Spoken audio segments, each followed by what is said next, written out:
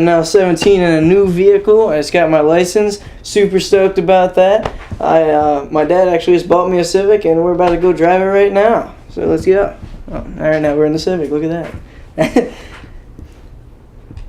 All right, everything looks good. My mirrors, you know. In the driveway, don't worry, have to hit anything. All right. Told me to leave it in neutral.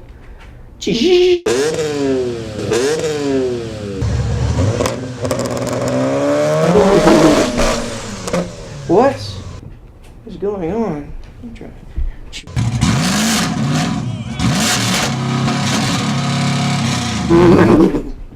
What the? Hey, what's going on with this?